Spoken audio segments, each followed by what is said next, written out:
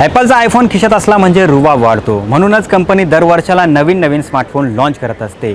त्याची किंमत किती असू द्या, चाहते अगदी EMIवरती का होईना स्मार्टफोन घेतातच. नुकताच आयफोन 17 भारतामध्ये लॉन्च करण्यात आला आहे आणि त्याची किंमत जवळजवळ 1.5 लाखांच्या आसपास ठेवण्यात आली आहे. पण आयफोनला तयार करण्यासाठी नेमका किती खर्च येतो याचीच माहिती आपण आजच्या या व्हिडिओतून जाणून घेणार आहोत. नमस्कार, मी सलमान शेख आणि आपण पाहताय ABP माझा.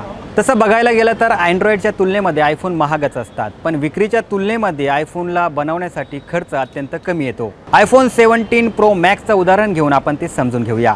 तर आयफोन 17च्या ॲल्युमिनियम बॉडीसाठी $20.97 खर्च येतो. यासोबत आयफोनच्या बॅटरीसाठी $4.10 खर्च येतो. 256 GB स्टोरेजसाठी कंपनीला $25.59 खर्च करावे लागतात आणि मेमरीसाठी €21.8 खर्च करावे लागतात. यासोबतच भारी फोटो काढणाऱ्या कॅमेऱ्यासाठी कंपनीला $80 खर्च येतो.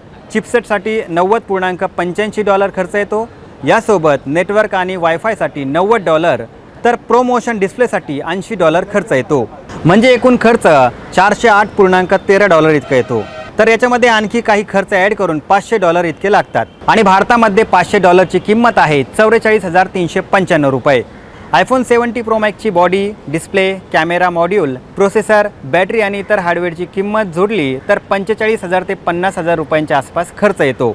याचा अर्थ कंपनी दर एका फोनमागे ₹1 लाख कमावते. तर आता तुम्हाला प्रश्न पडला असेल की उत्पादन खर्च कमी असून देखील आयफोन इतका महाग नेमका का असतो? तर याची अनेक कारणं आहेत. ॲपल हा एक लक्झरी ब्रँड आहे आणि कंपनी प्रीमियम क्लाससाठी आपली उत्पादनं डिझाईन करते. शिवाय ॲपल प्रत्येक नवीन मॉडेलसाठी संशोधनावरती अब्जाधीश डॉलर खर्च करते आणि हे खर्च देखील त्यामध्ये ॲड केले जाते. कंपनी आपल्या ब्रँडिंग आणि मार्केटिंगवरती जास्त खर्च करते. यासोबत भारतासारख्या देशामध्ये आयात कर आणि सीमाशुल्कामुळे किंमत आणखी जास्त वाढते.